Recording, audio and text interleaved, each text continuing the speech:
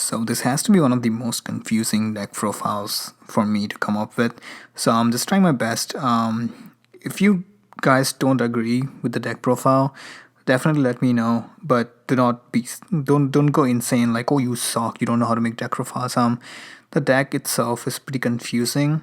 I'm talking about Premium Aqua Force here. So yeah, without further ado, just let's just get into it. So first of all, for my starter, I use Bubbles Draco Kid.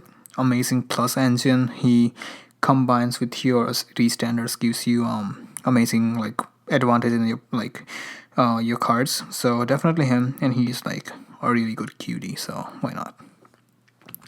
Now for our grade threes, we're running the new boss monster that we got. He's like Glory Maelstrom. Now, about this card is that he's there for a maelstrom name, but also he's for that one situation where we cannot stride, even though we do have that one dragon. But now standards like support is power creeping so damn high that sometimes it's not worth it to stride. I know it's really I hope premium can catch up with it, but right now for the situation, we if we cannot stride, then we have this one option which is a Glory Maelstrom. We can go into him and give plus 10k to the whole front row if we have another one of him, and definitely that. So that's why he's in those kind of situations. But apart from that, he's also giving you Axel Circle, so why not? Now I'm running one of my favorite G units, or maybe my favorite G unit, which is Thavas. He's again just like the old times. He is there for the restanding ability. You will swing with Alexandros on him, like he will get 50, he will get 40, 50, 60, how many triggers you check or how many cards you have in the damage zone. Oh, sorry, the G zone. And then you can assign, like you can hit your opponents and then you can end the game. So that's why he's there. Now I'm running 3 more grade 3s, and now for this option you can definitely go with something that gives you one Excel marker. I would honestly do that, but I'm still playtesting a bit. So that's the reason why I'm running Riptide Dragon, 3 of them. Now hear me out. Because of the new hard hitters we have in this deck with this new support, Alexandros turns are getting really good. For example, this boy is getting 83k. I'm not even kidding. I got him to 83k when I was playing one game. So how it was working was like I managed to survive because, well, this deck will give you insane hand advantage if you can keep up with it. So what happened was like I was playing a game and my G zone has like 8 flipped up cards. What happens with the G Guardians when you flipping, like keep on flipping them up, Alexandro will reach like it will be able to give you a plus 40k. So attack, then plus 40k, plus 10 with the Excel marker, so that's like 50, and then he gets plus 20, which is 70, and then plus 10, so it's 82 on its own. So if I have checked any triggers, then yeah, you can imagine how insane it can go. But you can definitely swap him for like something you feel like, for example, something that gives you an extra Excel marker. Definitely go for it, or maybe try some more grade 1s, grade 2s, it depends on you. Now for the grade 2 lineups, we have, well, one of the most important cards in the deck, which is Tidal Assault, of course. He loses the power, but at the same time, again, Alexandro's turn, you can give him power. He will swing twice with that power, so which is really good. So maybe swing for like 54 or 44 or something like that, or with a crit on it. Yeah, so I feel like Tidal Assault and Thavas, they both are our win con. We want to use Alexandros and swing with them as a finisher, but we also have this insane amount of like power with these new cards, which is Riptide and the Coral Assault. Well, that's a spoiler there, but yeah. Now we have this this is one of the card that I'm running, which is like really good. I used to run her at 4. Yeah, in my previous video I mentioned that I was running at 3 or something, but when I tried to play test it, I was running at 4. But now I cut her back to 3, and I have a valid reason for that. So retire her, you can draw 2 cards. She's great, she's amazing. But another card that we have, and I really like this card for like, okay, there are many reasons for it, so I'm gonna explain one by one. He's crow salt. So before running, like before we got him, we had this awkward spot where we just fill up with like 4 tidal assault, then we fill up with like 4 saber floor sailor, and now we don't know what to put in the other, like what do we put, like a sniper? He's good but not that great. But now we have this boy. First reason, he gets really big with the Alexandros. That's another reason as well. Like you can just imagine going a little bit less than Riptide, but just like 5k less than Riptide. So he is really good. He hits really big as well with Alexandros, so he can go with like 70 or 60 or something like that. And then other reason, he is also like mini Saberflow Sailor, but with a huge power. So I feel like the power advantage is it's really good for one draw. So I'm running at 4, but you can still run like 3 and you can swap the quantity around. But he can also combine with Alexandros and then can restand and attack again. So also gives you a card. So I love this card so much. So we just filled up one spot, and that's why I'm running him. And I posted one video about like Aqua Force combo.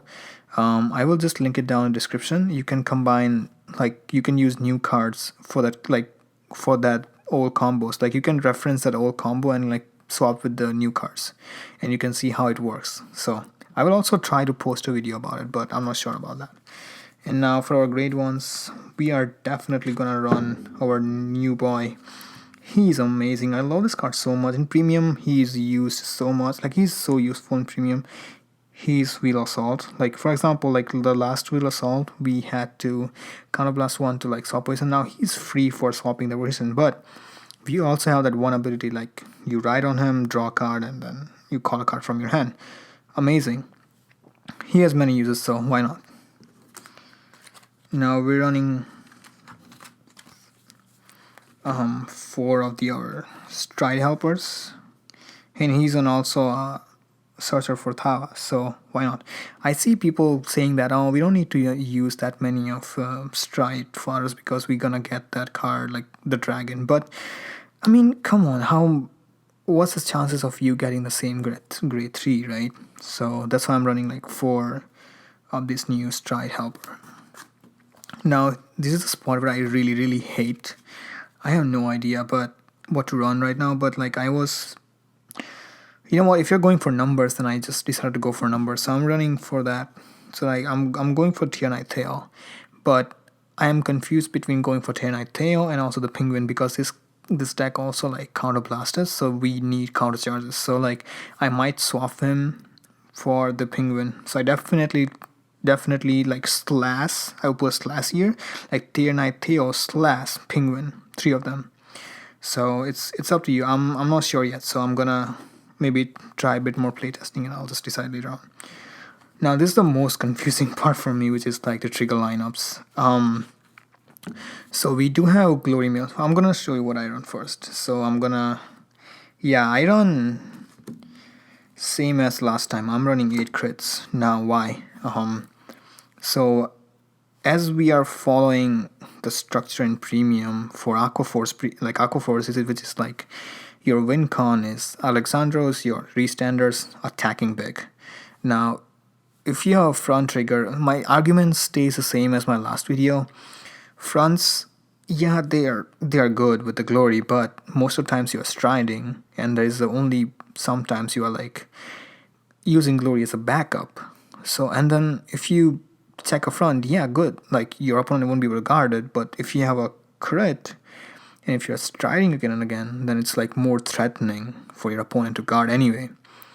I feel like the crits has more value than fronts, but that's just me. That's my personal opinion. But if you think that the standard supports has like power crept too much premium support, then you can definitely like swap like fronts, and then you can just play your Glory Maelstrom turn, but then it's just like playing standard Aqua Force. So I would definitely suggest like do something. You have strides, so utilize them. That's why I'm running 8 crits. But yeah, if you feel like the standard power has power crept so much, then you definitely just can go for it. Now, the reason why now definitely I'm playing 4 PGs. Yeah, I'm not going hardcore here, 8 Chris 8 front. And then I'm playing the old heals. The reason for that is same. I want to counter charge. I do have Ophelia in this deck, but at the same time I want her. Like I want more counter charge. Sometimes I run out of it. So because Thavas using counter blasters and then Alexandros is using counter blast. So yeah, definitely useful. Now let's just move on to our G zone. This deck is still lifted by Alexandros, so definitely 3 copies on him. He's an amazing card. He gets plus 5k for each of your stand-up like faced-up units in your G zone, and then you can assign the powers, and then you can attack. So, of course, he will be there. He will always be there. He's an amazing card we received in GB13. So, yeah. Now we have our new stride, Valios. This card is, well, people were like, oh, it's not good. For me, I feel like I love this card. Like he's good because whenever I go in the first stride, if I'm really fortunate to like turn 1 damage face to one G zone card face up, then they're stuck onto 11k, and then I can just start multi attacking, and they cannot, like, if they get a trigger, it's like, yeah, what you gonna do with that? So I can make like 10 attacks, 10 to 12 attacks, and then I can have like 14 card hand on the first stride. The reason why I have 14 card hand is that the Bubble-less Draco Kid restanding abilities, then the drive checks, and then the Saberflow Sailor, also the Coral Assault. So yeah, I feel like this card is, people are not thinking too much about him, but I feel like he's not bad. He's good. He's not amazing, but he's good. He's not a finisher, but he gives you so much card advantage, and I love that card for that reason. So definitely him. Now, one waiting Thavas, you never know if you're facing an Excel clan, then you want to swap their board, so why not?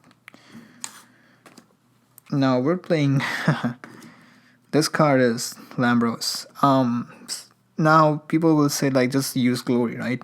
Glory does not let you restand something, and this card will make your, how do I say, even if you swing with Riptide for one time, you can stand him again, and then you can utilize him again with 10k. So I feel like that's the reason why he is so good, because he has to hit after 4th battle, and then Riptide also has to hit after 4th battle, right? So, but if you use Riptide first, you're getting with 20, and then you can use him, restand Riptide, attack again with like plus 20k on him, or maybe plus 30k on him.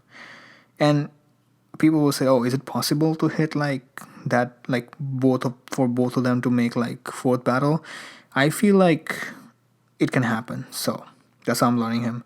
But if you don't use him at all, that's fine as well, but he's just there if you want to use him.